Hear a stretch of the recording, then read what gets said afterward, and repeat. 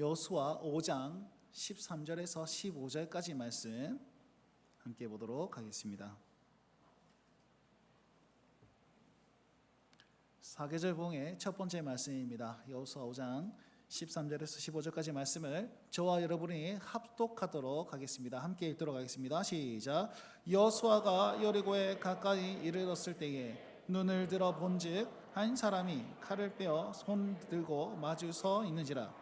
여호수아가 나아가서 그에게 묻되 너는 우리를 위하느냐 우리의 적을 위하느냐 하니 그가 이르되 아니라 나는 여호와의 군대 대장으로.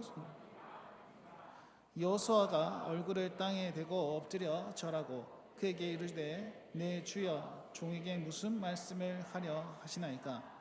여호와의 군대 대장이 여호수아에게 내 발에서 신을 벗으라. 내가 선 곳은 거룩한 여호수아가 그대로 행하니라. 아멘. 사랑하는 성도 여러분, 오늘도 거룩한 주일 주의 전전에 오신 여러분들 진심으로 환영하고 축복합니다. 오늘도 우리 예배를 받으시고 우리에게 하나님 은혜를 베풀으시 우리 삼위 하나님께 영광의 박수 한번 올려드립시다. 할렐루야. 주님. 또 우리 2026년 우리 교회에게 주시고 우리 성도들에게 주신 표 한번 읊어보도록 하겠습니다. 표 읽겠습니다. 시작. 복음으로 행복을 누리고 다정함으로 살아내는 교회. 아멘. 오늘 이 역사가 일어날 줄 믿고 행복하시고 살아낼 수 있는 힘을 얻으시길 주의 이름으로 축원드리겠습니다. 오늘 말씀을 전해주신 목사님께서는 우리 제인호 목사님이십니다. 제인호 목사님께서는 창원 가암정교회에서 단연간 목회를 하시고 지금은 고신총회 사무총장님으로 이제 섬기시고 계십니다. 우리 목회를 잘 하시고 정말 본이 되시는 저희 업계, 목사 업계에서는 참 존경받는 우리 목사님이십니다. 일부 예배 말씀도 들어보니까 너무 우리 교회에 맞는 그런 말씀을 해주셨는데요. 우리 목사님께서 오늘 주옥 같은 말씀을 전해 주실 텐데 큰 은혜 받겠습니다라는 결단과 각오로 우리 환영의 박수로 우리 말씀을 듣도록 하겠습니다. 목사님 나오시겠습니다.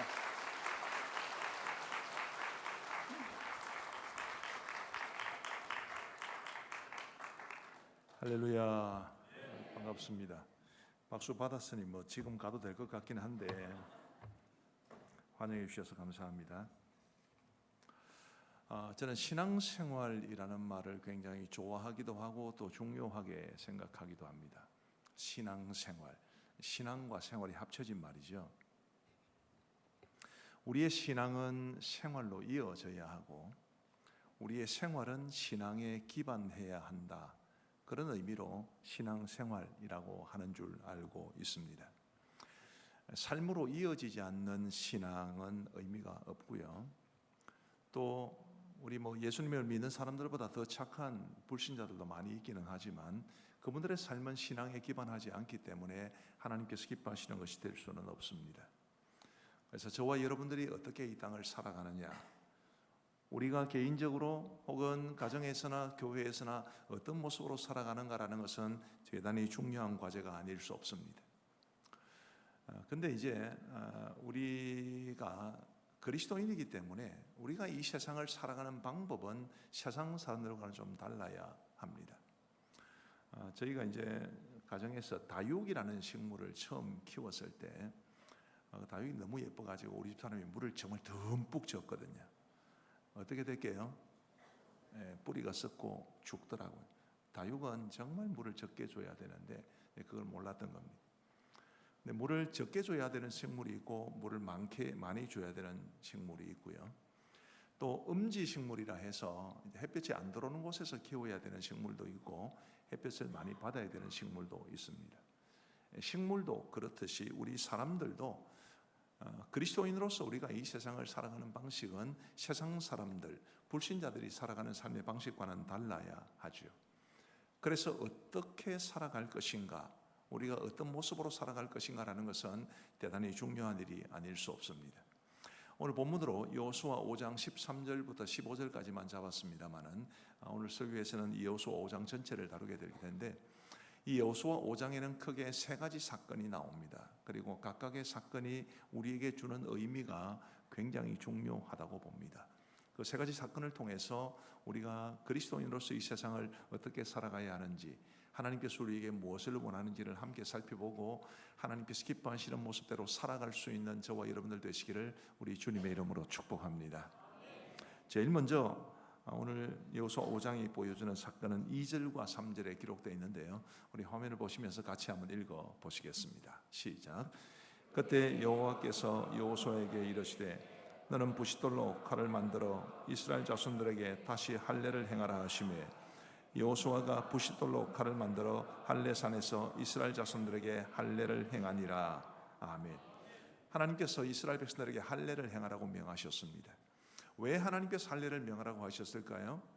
지금 이스라엘 백성들이 처한 그 상황은 어떤 상황이었고 그곳은 어디였으며 또 언제였겠습니까? 이스라엘 백성들이 이제 요단강을 건넜습니다. 원래 모압 평지라고 하는 곳에 있다가 요단강을 건너서 가나안 땅에 드디어 입성했습니다. 관광하기 위해서 온 것이 아닙니다. 그 가나안 땅을 점령하기 위해서 이제 정복 전쟁을 앞두고 있는 상황이었습니다. 그 가나안 땅에 살던 원주민들은 이스라엘 백성들을 환영했겠습니까? 자기들을 공격하고 땅을 차지하기 위해서 온 사람들이었기 때문에 얼마나 경계를 했겠습니까? 그러니까 지금 그 가나안 땅에 살고 있던 원주민들은 이스라엘 백성들의 일거수일투족을 다 지켜보고 있는 상황입니다. 근데 왜 하나님께서 그들에게 이 할례를 행하라고 명하셨느냐 하면 이스라엘 백성들이 이곳에 이르기까지 그들은 광야 생활을 쭉 했기 때문에 중간에서는 할례를 받기 어려웠습니다. 그래서 이스라엘 백성들 대부분은 할례를 받지 못한 상황이었습니다. 그래서 할례를 행하라 라고 명하신 것인데 말씀드린 것처럼 지금은 적진 코앞입니다. 바로 적들이 살펴보는 그런 상황 가운데서 적어도 지금처럼 의술이 발달하지 못했던 그런 시대였기 때문에 할례를 받으면 며칠 동안은 남자들이 꼼짝없이 그냥 누워 있어야 되는 그런 상황이었는데 이게 얼마나 위험천만한 일입니까? 군사적으로 보면 완전히 무방비 상태가 되는 어려운 상황이었습니다.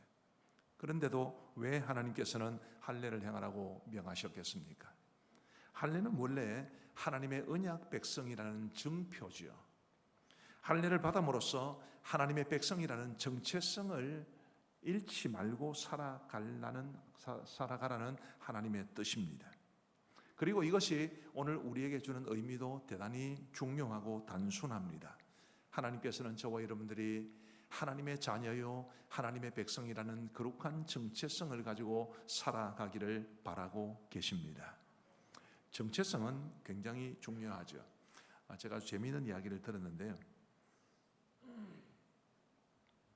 서울에서 한 학생이 버스를 타고 있었는데 다른 학생이 버스를 타면서 갑자기 큰 소리로 나는 누구인가 이러고 카드를 딱 대니까 학생입니다 이렇게 이제 소리가 들린 겁니다. 그 되게 보기 좋았나 봐요.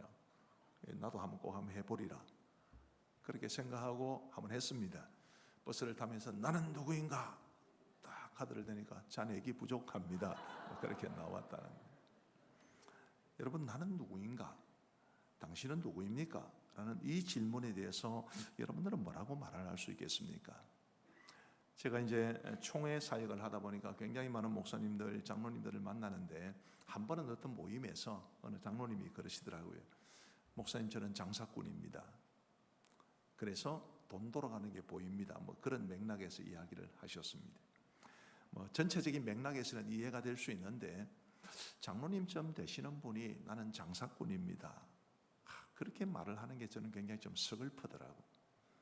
자기 자신을 소개할 수 있는 게 많았을 텐데 나는 장사꾼입니다. 여러분들은 어떻습니까? 여러분들은 하나님의 자녀요 하나님의 백성이라는 거룩한 정체성을 가지고 살아가고 계십니까? 이 정체성이 중요한 이유가 정체성에서 삶이 나오기 때문입니다. 저는 가음정교회에서 22년 하고도 3개월 목회를 하고 이제 작년 9월에 사임을 하고 사무총장이 되었습니다. 가음정교회에서 목회하는 동안 굉장히 성도들의 많은 사랑을 받았고 가음정교회가 굉장히 좋은 교회라는 데 대해서 자부심을 가지고 있습니다. 그럼에도 불구하고 모든 성도들과 다 좋은 관계를 누린 것은 아닙니다. 어쩔 수 없이 어려움에 처하는 경우가 있더라고요. 제가 담임이 딱 됐을 때 저희 당회에서 저한테 부탁을 한 게 있습니다. 목사님 인터콥이라는 선교단체 때문에 교회가 많이 어렵습니다. 인터콥 문제를 좀 정리를 해 주셔야 되겠습니다. 그러더라고요.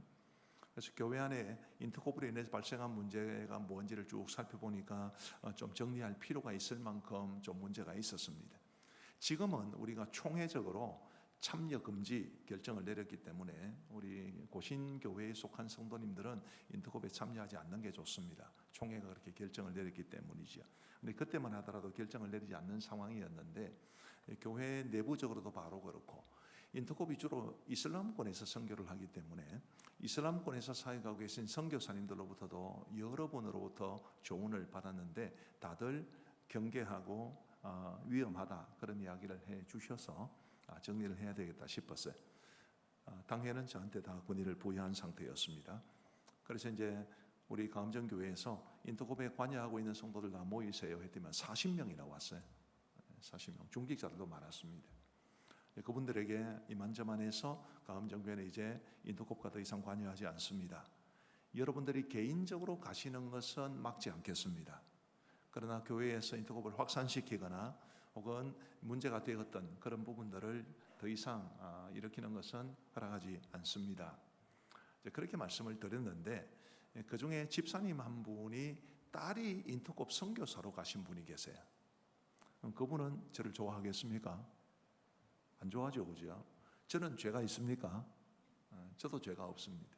다만 목회적으로 우리 당회가 굉장히 저에게 반드시 문제를 정리한다고 말씀을 하셨고 저도 조사를 해보니 관계를 끊는 게 맞겠다 싶었던 것이고 그분도 딸이 선교사로 나가 있는 그런 상황에서 가암정교회가 새로 담임 목사가 된 사람이 인터콥을 마치 이단 취급하니까 기분이 안 좋았겠지요.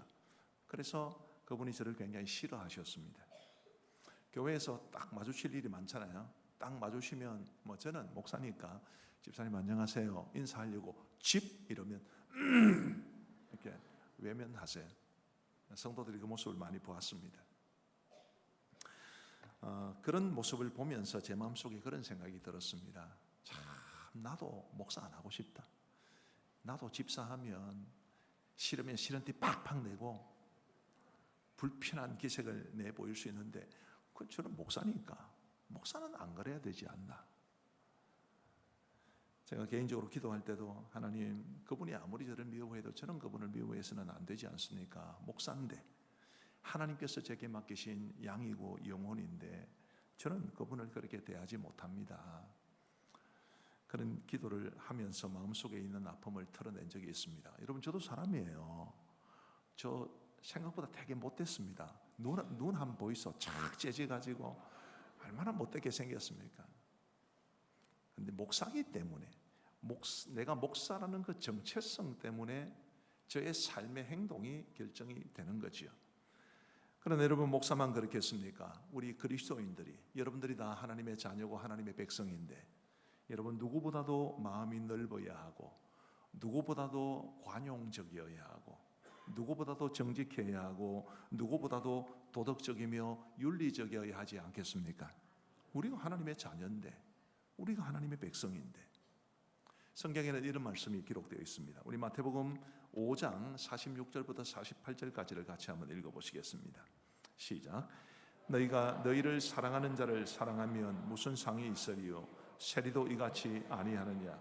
또 너희가 너희 형제에게만 무난하면 남보다 더하는 것이 무엇이냐? 이방인들도 이같이 아니하느냐? 그러므로 하늘에 계신 너희 아버지의 온전하심과 같이 너희도 온전하라. 아멘. 예수님께서 산상수훈을 통해 주신 말씀입니다. 너희가 너희를 사랑하는 자를 사랑하면 무슨 상이 있겠냐? 세리도 지 좋아하는 사람은 좋아한다. 그런 뜻이지.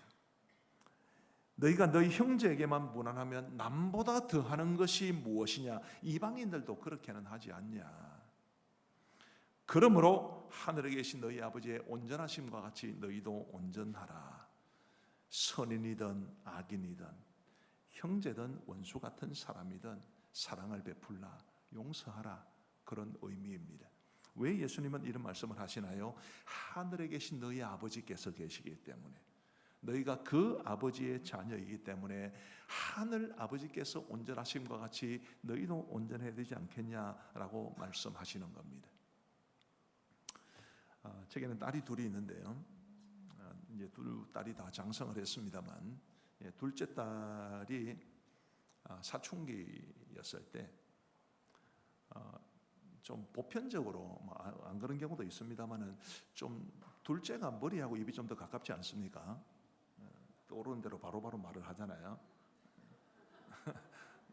그 전문적인 용어입니다. 머리하고 입이 가깝다. 조금 멀면 하면 좀 걸러내고 상대방 입장도 생각하고 그럴 텐데, 제 둘째 딸이 안 그래도 조금 머리하고 입이 가까운데 사춘기였어요. 제가 아이 가족들하고 뭐 식사 약속을 했는데 다른 중요한 약속이 지키지 못하게 됐습니다. 미안하다 그랬더니 대뜸 그러더라고요. 목사 그럼 돼요. 지금은 안 그렇습니다. 그때 싸가지 없을 때. 근데 그 이야기를 자주 했어요. 목사 그럼 기분 나쁘면 이야기해요. 목사 그럼 되냐. 근데 처음에는 내가 아무리 사랑하는 딸이라도 그 이야기 자꾸 들으니까 기분이 나빠요. 근데 점점 그런 생각이 들었습니다. 하나님께서 말씀하시는 것 같다. 야, 너 목사 그럼 되냐? 너 목사 그런 식으로 살면 되냐? 그렇게 던져지면서 굉장히 큰 유익을 얻고 도전을 받았던 적이 있습니다. 우리 사랑하는 성도 여러분, 우리가 어떤 정체성을 가지고 살아가느냐라는 것은 정말로 중요합니다. 오늘 찬송을 부르실 때도 거룩이라는 말이 있었어요. 우리 교회는 거룩이라는 말을 많이 씁니다. 근데 거룩이 무슨 뜻입니까? 거룩을 점도 없고 흠도 없이 정말 깨끗한 것이라고 보면 저와 여러분들은 별로 안 거룩할 겁니다. 뭐 여러분들은 모르겠습니다만 저는 별로 안 거룩합니다. 근데 거룩이라는 말은 1차적으로 구별됨이라는 뜻입니다. 우리가 하나님 앞에 거룩해야 된다. 그것은 우리가 정말 점도 없이 흠도 없이 깨끗하게 돼. 그러면 좋긴 좋죠. 근데 그것만을 말하는 것이 아니라 하나님을 위해서 좀 구별되어 살아야 된다. 그게 거룩이에요. 예수님을 안 믿는 사람들과는 조금 달리 살아야 합니다. 그게 우리의 정체성에서 나오는 거지요. 내가 하나님의 자녀니까, 내가 하나님의 백성이니까, 혹시 직분을 가진 분들은 내가 목사니까, 내가 장로니까, 내가 권사니까, 내가 집사니까, 거기에서 우리의 삶의 정체성이 나와야 하는 것입니다. 교회가 많은 사람들로 이루어져 있습니다. 우리 김해북교회만 하더라도 많은 성도들이 계시지요. 우리 김해북교회 성도들이 정말 우리 하나님께서 여러분들에게 허락하신 그 거룩한 정체성을 따라 아름답게 살아가심으로 김해북교회가 정말 아름답고 복된 교회가 되기를 간절히 소망합니다. 우리 한국교회에 아주 아름다운 이야기가 있습니다. 전라북도 김제시에 금산교회라는 교회가 있습니다. 옛날에 조덕삼이라는 큰 부자가 그 금산 면에 살고 있었는데 1905년에 미국 선교사 테이트 선교사님으로부터 복음을 받고 그분이 예수님을 믿게 되었습니다. 그런데 이 조덕삼이라는 분의 집에는 이자익이라는 종이 있었습니다. 지금은 뭐 집집마다 종은 없지만 옛날에는 종이 있었거든요. 근데 이분이 경남 남해 출신인데 어려서부터 고아로 자라났고 그리고 먹고 살기 위해서 전국을 전전하다가 17살에 이 조덕삼이라는 사람의 집에 머슴이 됩니다. 이 자익도 주인 조덕삼과 함께 예수님을 믿었고 세례도 같이 받았습니다. 그리고 이후에 집사도 되었고 영수도 되었습니다. 요즘은 영수가 없습니다만 옛날에는 교역자 역할을 하는 평신도가 있었습니다. 그분들을 영수라고 그랬습니다. 조덕삼도 영수가 되었고 이자익도 영수가 되었습니다. 그러다가 이제 장로님을 선출하게 되었는데 대부분 금산교회 성도들은 조덕삼이 장로가 될 줄 알았습니다. 두 사람이 가장 강력한 후보였는데 조덕삼은 주인이고 이자익은 머슴이고 조덕삼은 김제 금산 그 토박이고 이 이자익은 경남 남해에서 굴러온 사람이고 지금은 뭐 이렇게 지역적인 차별이 그렇게 많지는 않습니다만은 이게 지금부터 한 100여 년 전의 일입니다. 그 당시만 하더라도 굉장히 이런 지역적인 차별이 심했을 때였습니다. 더군다나 조덕삼은 지주였기 때문에 재산이 많았고 그래서 금산교회의 재정의 상당한 부분을 어떤 자료에 보니까 한 90% 이상을 이분이 혼자 대고 있었습니다. 누가 장로가 될 것 같습니까? 누구나 다 조덕삼이 장로가 될 줄 알았는데 이자익이 장로로 선출이 되었습니다. 그 공동의회장에서 결과가 발표되었을 때 수많은 사람들이 술렁술렁했습니다. 그런데 그때 조덕삼이 발언권을 얻어서 앞으로 나아가서 이렇게 이야기했습니다. 그대로 읽어드리겠습니다. 우리 금산교회는 오늘 참으로 훌륭한 일을 해냈습니다. 우리 집에서 일하고 있는 이자익 영수는 저보다 신앙의 열의가 대단합니다. 참으로 감사합니다. 이자익이 장로가 되어서 저는 너무 기쁩니다. 나는 하나님의 뜻을 겸허하게 받아들여 이자익 장로를 잘 받들고 교회를 더 잘 섬기겠습니다. 여러분, 놀라운 일 아니겠습니까? 그야말로 지역 차별을 뛰어넘고 신분의 차이를 뛰어넘고 경제적인 차이를 뛰어넘은 놀라운 일이었습니다. 그런데 이 조덕삼의 인사는 단순한 인사치레가 아니었습니다. 그 이후로부터 그도 2년 후에 장로가 되었는데, 이 조덕삼은 가만히 보니 이자익이 워낙 자질이 뛰어나서 이분은 목사가 될 사람이다. 그래서 평양신학교로 보내서 신학교 공부를 다 마칠 때까지 모든 생활비며 학비를 다 대어 주었습니다. 그리고 이자익이 평양신학교를 졸업하고 목사가 되어서 전북 임실에서 목회를 할 때 금산교회 담임 목사 자리가 비었을 때 그 이자익을 담임 목사로 청빙해서 조덕삼 장로님 돌아가실 때까지 이자익 목사님을 정말 지극정성으로 섬겨 주었습니다. 아름다운 이야기다. 그렇게 단순하게 생각할 수도 있지만, 저는 우리 그리스도인들이 정말 하나님의 자녀답게 이 땅을 살아가려면 얼마나 아름답게 살아갈 수 있는지를 보여주는 아주 좋은 모델이라고 봅니다. 우리 김해 북교회 성도님들 모두 하나님께서 여러분들을 하나님의 거룩한 자녀로 삼으셨다는 그 사실을 깊이 인식하시고 감사하시면서 하나님의 자녀요, 하나님의 백성다운 삶을, 여러분들이 가진 그 정체성에 합당한 삶을 살아가시기를 우리 주님의 이름으로 축복합니다. 오늘 여호수아 5장이 말해주는 두 번째 사건은 10절 말씀에 있습니다. 우리 같이 한번 읽어보시겠습니다. 시작. 또 이스라엘 자손들이 길갈에 진쳤고,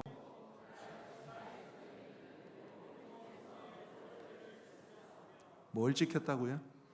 유월절을 지켰다고 했습니다. 이게 두 번째 사건입니다. 여러분, 유월절을 지켰다는 것은 잔치를 벌였다는 것을 뜻합니다. 원래 유월절에서는 유월절 식사가 제일 중요하거든요. 어린 양을 잡고, 그리고 그 어린 양과 무교병과 쓴 나물을 먹는 잔치를 벌린 겁니다. 지금 적들이 경계 최고조에 이른 상태에서 그 적들의 코앞에서 잔치를 벌이는 것이 말이 되겠습니까? 이것도 역시 무방비가 상태가 되는 것을 뜻합니다. 유월절이 뭐라고 하나님께서 그들에게 이 어렵고 위험한 상황 속에서 유월절을 행하라고 명하셨겠습니까? 유월절은 하나님께서 모세를 통해서 이스라엘 백성들을 애굽에서 건져내실 때 10가지 재앙으로 애굽을 초토화시켰습니다. 그런데 이 애굽의 바로 왕이 워낙 마음이 강팍해서 9번째 재앙 때까지도 혼은 나는데 보내주겠다고 약속은 몇 번 했지만, 그러나 끝내 계속 번복하고 결국 이스라엘 백성들을 보내지 않자 하나님께서 마지막으로 내리신 재앙이 바로 장자의 죽음이라는 재앙입니다.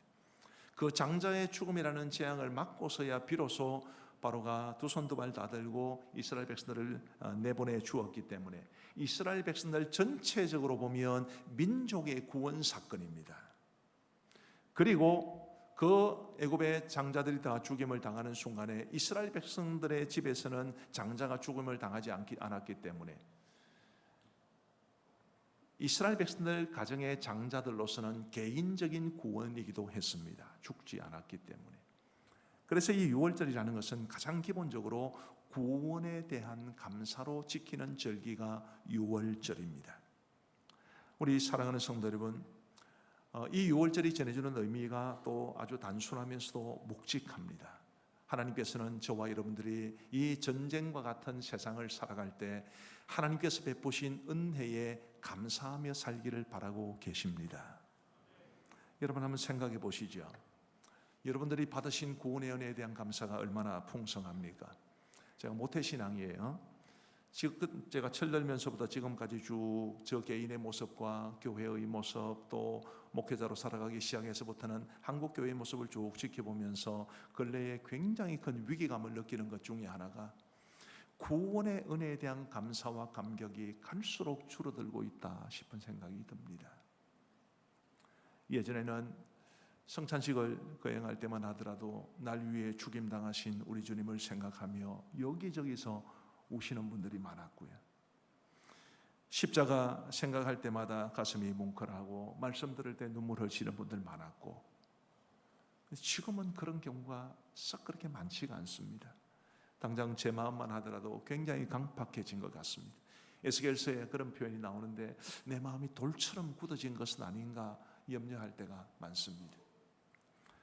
우리 북교회 성도님들은 부디 하나님께서 우리에게 베풀어 주신 구원이 얼마나 크고 놀라운지, 죄와 허물로 죽었던 나, 죄로 인해 하나님의 원수 되었던 나, 영원한 지옥의 형벌밖에 남지 않았던 나에게 새 생명 주신 우리 하나님 앞에 감사하는 마음으로 그 구원의 은혜에 대한 감격 회복하며 살아갈 수 있게 되기를 주의 이름으로 축복합니다. 여러분 기도하시면 좋겠어요. 하나님, 말라버린 내 눈물을 회복시켜 주시고 돌처럼 굳어버린 내 마음을 살처럼 부드럽게 해주시고, 성령 하나님 내 마음속에 감동 주셔서 내가 받은 이 놀라운 구원의 은혜가 얼마나 큰지를 깨달아 하나님 앞에 감격하며 살아가게 해 주옵소서. 이런 기도가 반드시 여러분들에게 있게 되기를 주의 이름으로 축복합니다. 그런데 이 6월절이라는 것은 단지 구원의 은혜에 대한 감사만 있는 것은 아닙니다. 하나님께서 이스라엘 백성들을 애굽에서 구원해 내시고 그래서 끝입니까? 그게 아니고 그들을 40년 광야 생활 동안 지켜주신 것에 대한 감사도 있습니다. 저는 에벤에셀이라는 말을 굉장히 좋아합니다. 우리 한번 사무엘상 7장 12절을 같이 한번 읽어보시면 좋겠습니다. 시작. 사무엘이 돌을 취하여 미스바와 센 사이에 세워 이르되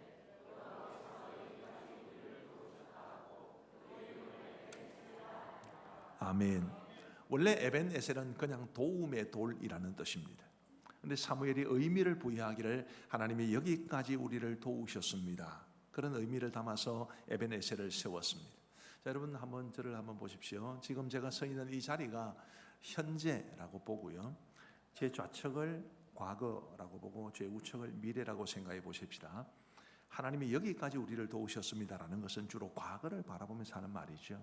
내 과거를 돌아보니 내가 살아온 게 내 힘으로 살아온 게 아니라 하나님의 도우심 가운데 살아왔구나, 그거를 고백하는 게 에벤에셀입니다. 그런데 여러분, 과거에 하나님께서 나를 도와주셨으면 지금은 나를 안 도와주시겠습니까? 과거에 나와 함께 하시고 나의 힘이 되어주셨던 그분께서 미래에는 나의 힘이 되어주지 않으시겠습니까? 이 에벤에셀이라는 이 말은 과거에 하나님께서 나를 도우셔서 내가 여기까지 왔으니 앞으로 남은 나의 모든 세월도 하나님께서 나를 도와주실 것을 믿습니다, 그런 고백을 담은 것이 에벤에셀입니다. 저는 우리 모든 그리스도인들의 가슴에 한쪽에는 십자가가 세워지고 한쪽에는 에벤에셀이 세워졌으면 좋겠습니다. 십자가를 통해서는 날 위해 피 흘려주신 우리 주님, 그 귀하고 귀하신 독생자를 날 위해 세상에 보내주신 하나님의 사랑, 그거 늘 생각하면서 사시면 좋겠고, 한쪽 가슴에는 에벤에셀을 담아서 하나님께서 결코 나를 버리지 않을 것이라고, 나를 구원하셔서 자녀 삼아 주신 하나님께서 결코 나를 내버려 두지 아니하시고 나를 도와주시고 나와 함께 하셔서 결국 하나님께서 원하시는 곳에 나를 세워 주실 것이라고, 그런 믿음을 가지고 우리 모두 살아갈 수 있게 되기를 간절히 소망합니다. 시편 143편 3절에서 6절은 제가 개인적으로 굉장히 좋아하고, 저도 살아오면서 크고 작은 어려움을 많이 겪었습니다만 그런 어려움 속에서 참 붙잡았던 말씀입니다. 3절 보시면, 원수가 내 영혼을 핍박하며 내 생명을 땅에 엎어서 나로 죽은 지 오랜 자같이 나를 암흑 속에 두었나이다. 그러므로 내 심령이 속에서 상하며 내 마음이 내 속에서 참담하니이다. 무슨 사연인지는 제가 다 말씀을 드리지는 못하겠습니다만은 굉장히 어렵고 힘든 상황 가운데 처한 것은 분명합니다. 내 심령이 속에서 상하며 내 마음이 내 속에서 참담할 정도로 지금 어려움을 겪고 있는데, 이 시편 기자는 거기에서 그치는 것이 아니라 5절과 6절에서는 이렇게 고백을 합니다. 우리 5절 6절은 같이 읽어보겠습니다. 시작. 내가 옛날을 기억하고 주의 모든 행하신 것을 읊조리며 주의 손이 행하는 일을 생각하고 주를 향하여 손을 펴고 내 영혼이 마른 땅같이 주를 사모하나이다. 아멘. 내가 옛날을 기억하고, 뭘 기억하는다는 뜻입니까? 하나님이 나의 힘이 되어 주셨다는 그 사실. 그때는 내가 정말 죽을 만큼 힘들었는데 지금 돌아보니 그때도 하나님이 나를 도와주시고 계셨다는 것을 깨달은 그 깨달음을 기억하고, 그래서 내가 앞으로도 살 길은 주님 붙잡는 길밖에 없다 생각해서 주를 향하여 손을 펴고 내 영혼이 마른 땅같이 주님을 사모합니다. 그런 고백이 이 시편에는 담겨 있습니다. 우리 사랑하는 성도 여러분, 앞으로 우리의 생애가 어떻게 될지 아무도 모릅니다. 특별히 자녀를 가진 부모님들은 자녀 염려가 크시지요. 그러나 우리의 미래를 우리는 몰라도 하나님은 아십니다. 내가 앞으로 걸어가야 할 길, 우리 가족이 걸어가고 우리 교회가 걸어가고 우리 자녀들이 걸어갈 그 미래의 걸음걸음을 내 힘으로는 살아갈 수 없지만 하나님이 나와 함께 하셔서 은혜 베풀어 주시면 능히 감당할 수 있을 줄 믿습니다. 유월절을 행하라.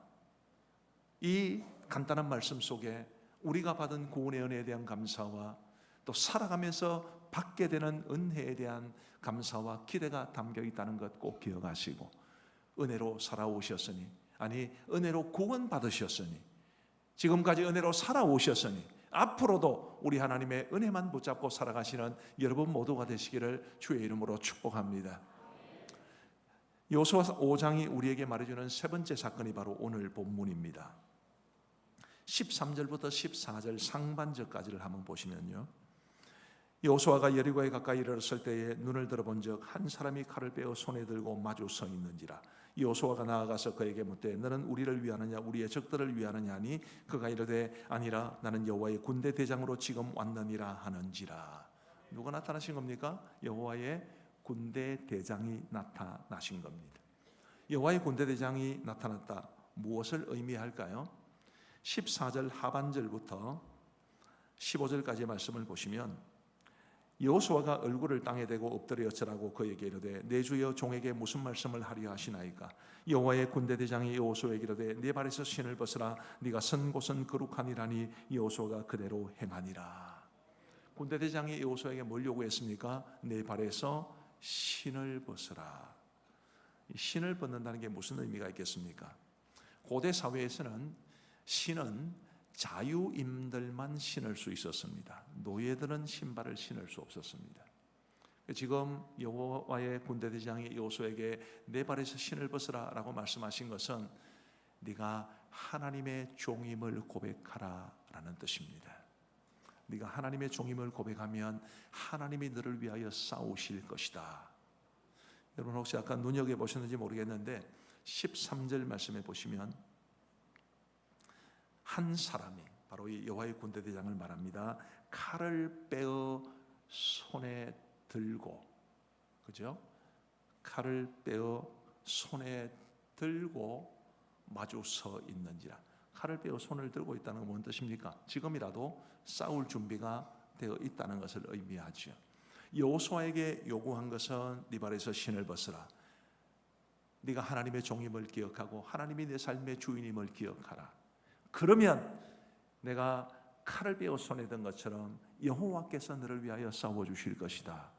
그것을 지금 여호와의 군대 대장은 말해주고 있는 것입니다. 우리 사랑하는 성도 여러분, 우리의 삶의 주인이 누구십니까? 하나님이시죠. 그거를 고백하게 하며 이 군대 대장이 우리에게 말해주는 것입니다. 여러분, 우리가 살아가는 이 세상은 정말 전쟁 같은 세상이죠. 제가 가암정교에 있을 때 식당 하시는 분이 저한테 그런 말씀을 하신 적이 있습니다. 목사님, 우리 식당하는 사람들이 돈 많은 버는 게 꼭 전쟁 같습니다. 그런 이야기를 해주셔서 마음속에 깊이 남은 적이 있습니다. 이 전쟁과 같은 우리에게 주어진 삶의 길을 걸어갈 때 내가 내 힘으로 살아가는 것이 아니라 나의 주인 대신 하나님이 싸워주시는 것이다. 그것을 우리가 분명히 기억하시면 좋겠습니다. 여러분 혹시 성경을 읽으시면서 여호와의 군대 대장, 지금 여호수아 앞에 나왔던 이 여호와의 군대 대장이 그 다음에 혹시 나왔는 줄 알고 계십니까? 모르십니까? 그 다음엔 안 나옵니다. 한번 반짝했다가 안 나옵니다. 왜요? 여호와의 군대대장은 뒤에서 일하시는, 눈에 보이지 않는 세계에서 일하시는 분이시지 실제로 사람들처럼 눈에 보이는 존재는 아니기 때문입니다.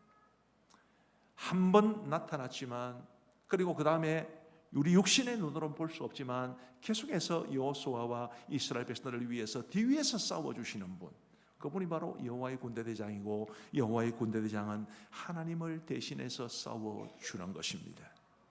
부디 여러분, 너무 힘들다 생각하지 마시고, 너무 어렵다 생각하지 마시고, 내 삶의 주인이 하나님이시기 때문에 하나님이 나를 위해 싸워주실 것이다, 하나님이 나에게 승리를 주실 것이다, 그런 믿음의 고백으로 살아갈 수 있게 되기를 간절히 바랍니다.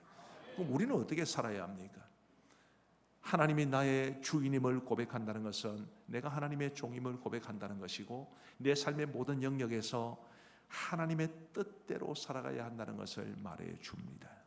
내가 하루의 시간을 어떻게 보내느냐, 내가 어떻게 일을 할 것인가, 내가 어떻게 돈을 벌고 쓸 것인가, 내가 가족들을 어떻게 대할 것인가, 교회에서 나는 어떻게 해야 될 것인가, 혹시 감정이 뒤틀릴 때 이 감정 컨트롤을 어떻게 할 것인가. 여러분, 이 모든 일이 내 삶의 주인 되신 하나님의 뜻대로 이루어지기를 간절히 소망합니다. 우리 김해북교회는 젊은 분들도 많다고 들었는데, 자녀를 키울 때도 마찬가지 아니겠습니까? 내 자녀를 내 뜻대로 키우는 것이 아니고, 세상의 흐름에 맡기는 것도 아니고, 하나님의 뜻대로 자녀들을 양육해야지요. 혹시 여러분 넷플릭스 드라마 참교육이라는 거 보셨습니까? 요즘 아주 이슈가 되더라고요. 저는 그 드라마를 못 봤고, 제대로는 못 봤고, 유튜브에 쇼츠라고 해서 짧게 나오는 영상만 봤습니다. 이 참교육이라는 드라마에 이 에피소드가 몇 개가 나오는데, 그 중에 하나가 자녀들을 서울대 의대에 들여보내기 위해서 혈안이 되어 있는 부모 이야기가 나옵니다. 이 자녀가 서울대 의대를 반드시 들어가야 된다는 생각에 마약까지 먹어가면서, 물론 마약이라는 걸 몰랐다고는 합니다만은 그 정상을 보면 딱 마약이라고 누구나 알 수 있는, 마약까지 먹어가면서 세상의 자녀들을 공부를 시켜요. 그래서 만약에 그 자녀가 서울대 의대를 들어간다 한들 무슨 의미가 있겠습니까? 제가 가음정교회에서 목회할 때 아주 재미난 분을 만났습니다. 한 분이 등록을 하셨는데, 이분이 굉장한 분이세요. 학벌이. 여러분, 서울 가면 대원외고라는 아주 유명한 고등학교가 있습니다. 그 고등학교 출신이고요. 서울대 법대를 나왔습니다. 사법고시 합격했어요. 그래서 변호사가 되었습니다. 그런데 창원에 내려왔어요. 제가 한번 물어봤습니다. 아니, 서울에서 나고 자란 분이, 학교도 다 서울에서 나온 분이 왜 창원까지 내려오셔서 변호사 생활을 하시느냐고. 그랬더니 이분이 이런 이야기를 해주세요.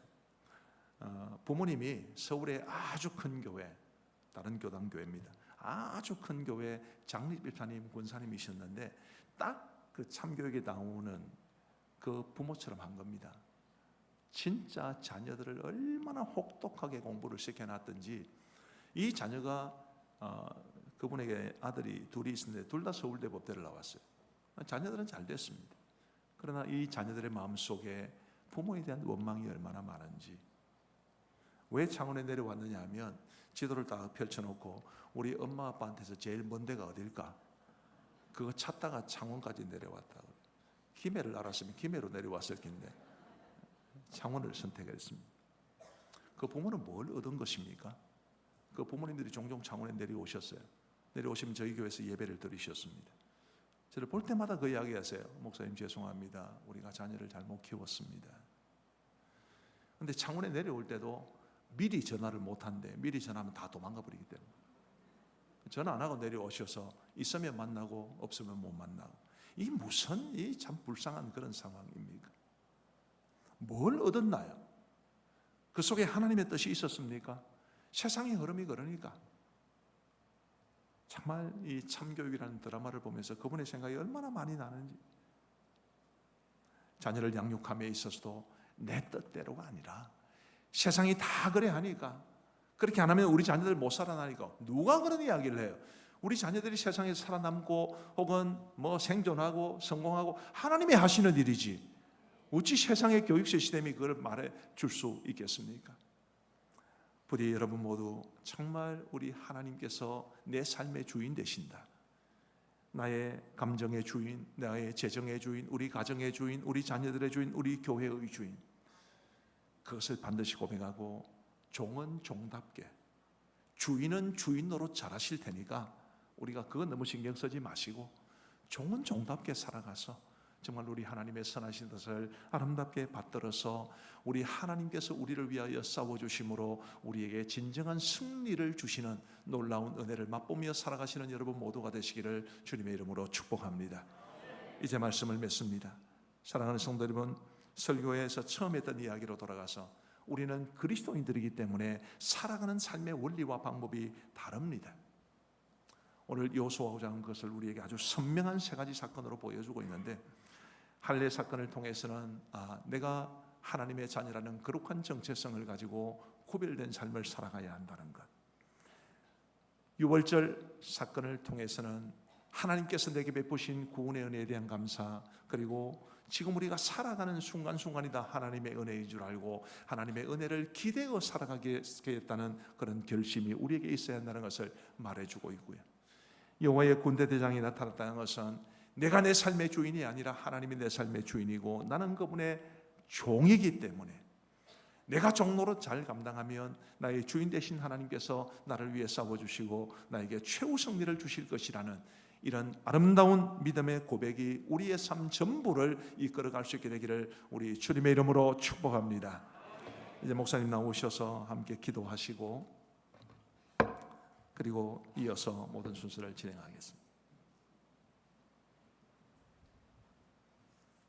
우리 들은 말씀을 가지고 함께 통성으로 기도하며 나가십시다. 여러분, 우리가 하나님의 사람들로 살아가는 방법에 대해서 오늘 말씀을 들었습니다. 여러분, 우리 삶을 한번 돌아봅시다. 여러분, 우리 삶의 흔적 속에 하나님의 방법이 있습니까? 아니면 내 방법이 있습니까? 하나님의 방법으로 내가 종되어 살아가고 있습니까? 아니면 내 방법대로 내가 주인되어 살아가고 있습니까? 오늘 말씀이 우리에게 주는 교훈이며 은혜인 줄 믿으시기 바랍니다. 이 시간 기도하실 때 하나님, 내가 주님 앞에서 정말 거룩함을 선택하며 살아가는 자 되게 하여 주옵소서. 은혜의 감격을 기억하는 자 되게 하여 주옵소서. 이 땅에서 내가 이 신을 벗고 주님을 주인으로 모시며 살아가는 하나님의 거룩한 백성 되게 도와달라고 기도하시기 바랍니다. 또한 교회를 위해서 기도하실 때에 하나님 아버지, 이 모든 일들을 행함으로 말미암아 하나님이 기뻐하시는 성도가 모인 교회, 하나님께서 역사하시는 교회가 되게 해달라고 이 시간 주의 이름 크게 한번 부르고 기도의 자리로 나아가십시다. 기도하겠습니다. 주여, 아버지 하나님, 이 시간 우리에게 주시는 하나님의 말씀을 듣고 우리가 고백하며 나아갑니다. 하나님이여, 주님, 우리가 신앙생활을 할 때에 신앙과 생활이 따로 있지는 않습니까? 우리를 돌아보며 주님 앞에 엎드립니다. 아버지, 우리 삶을 바라보며 아버지 함께 기도하며 나아갑니다. 우리가 선택하는 것이 나의 방법, 나의 생각, 나의 주관이 아니라 나의 정체성은 하나님의 것임을 기억하면서 아버지 하나님 거룩함을 선택하며 나아갈 수 있는 하나님의 사람 될 수 있도록 인도하여 주시옵소서. 아버지 하나님, 그것을 걸음걸음 나아갈 때에 여전히 잊고 있는 그 구원의 감격과 그 구원의 기쁨을 아버지 하나님 다시 한번 회복함으로 말미암아 하나님께서 살아계신다, 하나님께서 역사하신다, 하나님께서 우리와 함께 하신다, 아버지 고백하며 살아갈 수 있는 주의 백성에게 도와주옵소서. 주의 여전히 내 신을 신고 이것이 내 자인 것 마냥 서 있지는 않습니까? 주님 엎드리며 주님이 하실 일들에 대한 그 일들에 순종하며 나아갈 수 있는 종의 역할이 우리 삶에 묻어나길 소망하며 나아갑니다. 하나님 함께 하시고 인도하여 주옵소서. 우리 김해복교회가 아버지 하나님 그 모든 일들 가운데 놀라운 일들로 사용되고 놀라운 주의 사람으로 나아갈 수 있는 그런 하는 교회가 될 수 있도록 우리를 이끌어주시고 주님만 바라보며 나아갈 수 있도록 이끌어 주옵소서. 말씀을 기억하며 함께 찬양으로 고백합시다. 시작됐네, 주님의 은혜가 시작됐네, 우리 주님의 능력이 나의 삶을 다스리고 새롭게 하네, 자유하네, 죄와 사망으로부터 나의 삶을 면하구나, 충만한. 다시 한번 고백합시다. 하나님 행하실 일들이 일어납니다. 시작됐네, 우리 주님의 능력이 나의 삶을 다스리고 새롭게 하네. 자유 안에 죄와 사망으로부터 나의 삶은 변하구나. 충만하네. 은혜로다 은혜로다 은혜로다. 주의 은혜 한량없는 한량없는 주님의 은혜가 이곳에 가득하니 그 구원의 감격이 이곳에 가득하니 은혜로다.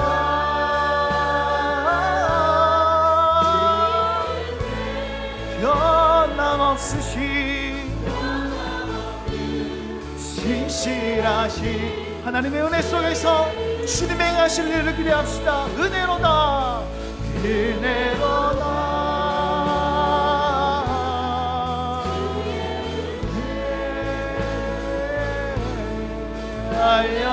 한량없는 주의 은혜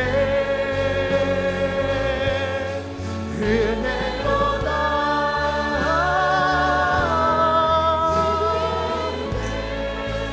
오직 그 은혜 가운데 나아가오니 변함없는 신실. 주여 이 은혜 붙잡고 살겠습니다. 충만하게 하옵소서. 은혜로다 은혜로다. 주의 은혜 한량없는 한량없는 주의 은혜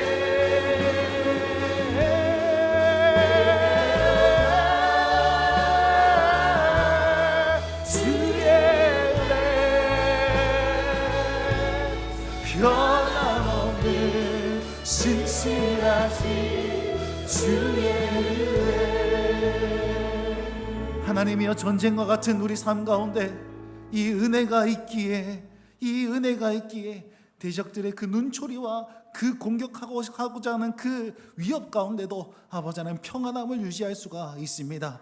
하나님 이 은혜가 있기에 이 구원의 감격이 있기에 우리는 다른 것 선택하지 아니하고 거룩함을 선택하여 구별된 그런 정체성을 유지할 수가 있습니다. 아버님 예배 가운데 주신 그 은혜로 말미암아 지금 이 순간 내 신을 벗고 나는 주의 종입니다. 주님께서 나의 왕이 되십니다. 주님께서 나의 주인이 되십니다. 고백함으로 말미암아 하나님이 행하실 일들을 볼 수 있는 그런 은혜가 우리 온 성도들 가운데 있게 하여 주시옵소서. 아버님 그런 삶을 살아 누릴 때에 하나님 여전히 에베네셀 하시고 여전히 승리하시는 그 주님을 만남으로 내 삶에 승리가 묻어나는 그런 주의 종들이 다 될 수 있도록 아버지 하나님 역사하여 주시옵소서. 감사를 드리며 찬양과 영광을 올려드립니다. 우리 구주 예수 그리스도의 이름으로 기도드립니다. 아멘. 이 시간 우리 제이노 목사님께서 우리에게 삼위 하나님의 복을 선언해 주시겠습니다.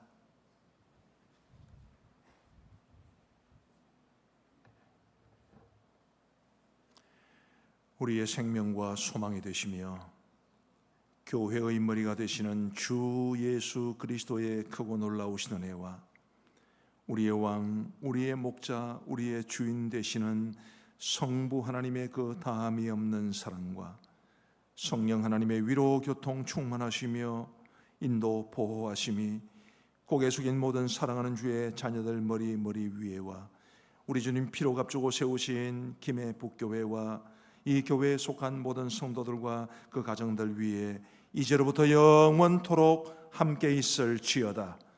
아멘.